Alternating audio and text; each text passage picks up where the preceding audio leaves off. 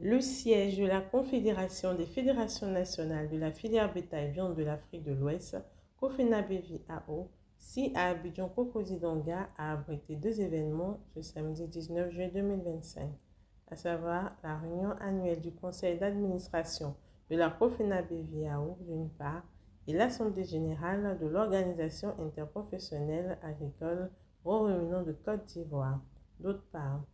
Étaient présents à la rencontre annuelle du conseil d'administration de la COFENABVIAO les présidents ou représentants des fédérations nationales ou interprofessions bétail viande de pays participants. Sabadogo Isaka pour le compte de la Côte d'Ivoire, Mamadou Fall pour le Sénégal, Sabadogo Lassane pour le Burkina Faso, Arbi Alassane pour le Niger, Mamadou Abdoulaye Diallo pour le Mali et Ouedraogo Asman, secrétaire exécutif de la COFENABVIAO. Le Conseil a adopté le rapport d'activité après examen et amendement ainsi que le rapport d'audit financier 2024. Les présidents des filières bétail-viande de l'Afrique de l'Ouest ont également exprimé leur remerciement et leur gratitude au président Isaka Sabadogo de Côte d'Ivoire pour ses contributions à la vie et au fonctionnement de la COFENABVIAO. Pour ce qui est de l'Assemblée générale de l'OIA Gros Ruminants, elle était élargie aux autres membres statutaires, en plus de ceux du conseil d'administration avec à leur tête le PCA Isaka Sabadogo. L'ordre du jour portait principalement sur deux points: la présentation du décret de reconnaissance de l'OIA Gros Ruminants et les cotisations volontaires obligatoires. Ces sujets ont été débattus et adoptés dans une ambiance conviviale. Créé le 13 août 2024, reconnu par décret numéro 2025-176 du 12 mars 2025, l'OIA Gros Ruminants est un groupement constitué par les organisations professionnelles du secteur des gros ruminants les plus représentatives de la production, de la transformation et de la commercialisation ayant été reconnues comme telles par le ministère des Ressources animales et halieutiques. L'OIA Gros Ruminants de Côte d'Ivoire a pour mission de coordonner les activités de ses membres, d'instaurer des cotisations volontaires obligatoires, de défendre les intérêts communs de leurs membres. À la fin des travaux, les premiers responsables de ces organisations ont donné leurs avis sur la tenue de ces activités. Cette réunion du conseil d'administration, elle est pour nous d'une importance capitale. Vous savez que la Confédération filière bétail viande de l'Afrique de l'Ouest couvre presque tous les pays de l'Afrique de l'Ouest et nous avons tenu ce jour-là, hier et aujourd'hui, une de nos réunions du conseil d'administration pour discuter de toutes les activités de l'année écoulée et aussi parler des perspectives de l'année 2025.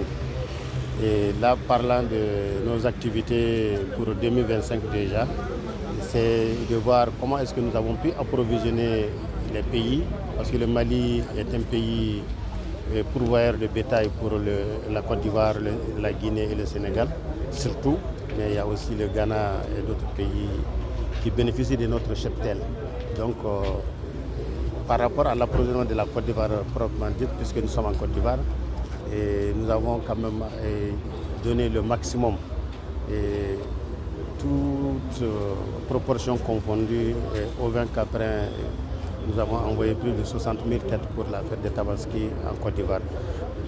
Vous n'êtes pas sans savoir de le constater qu'il n'y a pas eu de déficit de moutons en Côte d'Ivoire pour la fête de Tabaski. Et même aussi les bœufs, nous avons envoyé en grande quantité et nous partageons quand même cette valeur de produits agricoles avec la Côte d'Ivoire. Et la Confédération filière bétail viande en parfaite entente. Nous avons planifié cette activité et c'est ce qui fait que nous pourvoyons en bétail la Côte d'Ivoire, qui est le premier d'ailleurs consommateur, et aussi la Guinée et le Sénégal. Nos impressions d'abord, elles sont bonnes. Elles sont accompagnées avec beaucoup de bénédictions.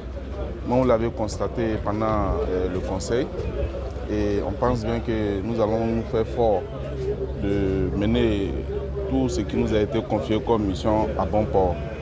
Nous devrons vraiment travailler avec les acteurs, comprendre leurs problèmes, déceler leurs problèmes afin de trouver des solutions à cela. Le conseil d'administration a été convoqué par son président pour rendre hommage au gouvernement ivoirien précisément le Premier ministre avec tous ses collaborateurs. Ensuite, dire merci à notre ministre de tutelle, M. Sidé Touré, qui a mis son poids pour que nous on puisse vraiment arriver à cette organisation. Le samedi surpassé, le ministre nous a fait l'honneur en demandant tous les 5 OEA de venir, ils vont faire la remise officielle et c'est ce qui est fait. Et c'est normal que nous on convoque notre conseil d'administration pour dire à tous les acteurs que le gouvernement a fait ce qu'il pouvait faire et c'est à nous maintenant de tasser les ceintures pour se mettre au travail et surtout développer l'élevage en Côte d'Ivoire et approvisionner le marché ivoirien pour que le kilo devienne moins cher et pour que les Ivoiriens mangent deviennent de qualité et à moins prix.